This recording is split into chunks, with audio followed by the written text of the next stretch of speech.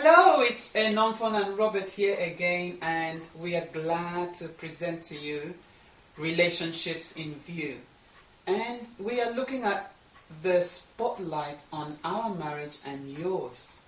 Of course, we're not coming to your home with a torch, but we want you to use this opportunity to reflect on what's working and what's not working in your marriage. And that's why we're here. We want to ensure your marriages yum.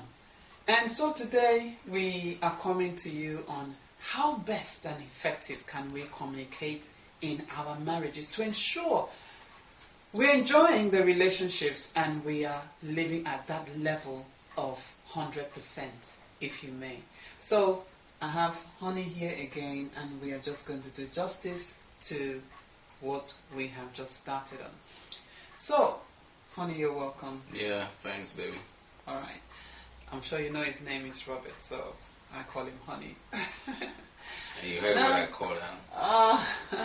There you go. Now, why is communication or miscommunication a problem in most marriages? In fact, 90% of marriage failure is actually communication failure. And that is alarming. So you can imagine. So why is that a problem?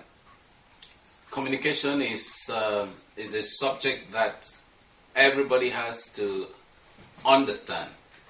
Now, the number one place where the communication starts from, and it's either clear or unclear, is with the number one person. It's myself. Because that's the number one place. If I don't communicate with myself well, I pass on the confusion to another. And it affects every other thing. So it's important for us to get that fact before we talk about how miscommunication or proper communication helps or does not help, whichever one. So if you have that point, then it's also good for you to know there's no way, no matter how close or how long you've lived together, you are going to get your partner, your spouse, to flow with you, to be on the same page without communication. So it's a key.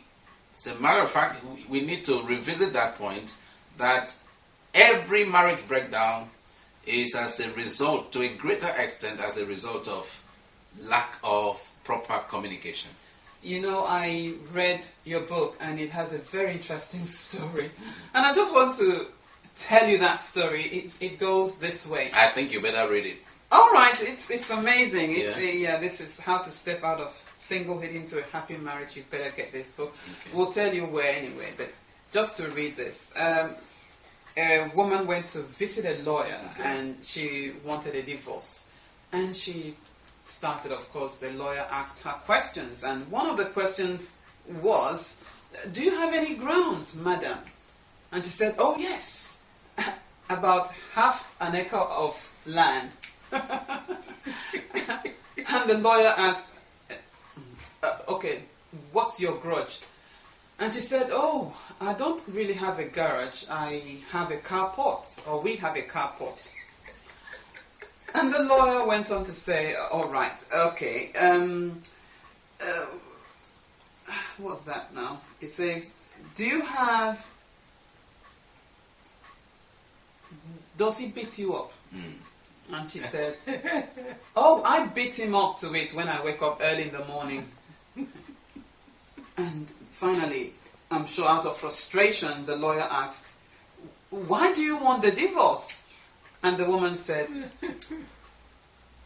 "That man cannot carry on an intelligent conversation." So, I mean, can you beat that? You can't beat that. You see, this is what happens mostly. We don't see the problem. We perceive the problem the way we are. And that happens mostly. And that's why it's a problem in marriage when we are in ourselves and not interacting with the other person. What is his needs? What are her needs?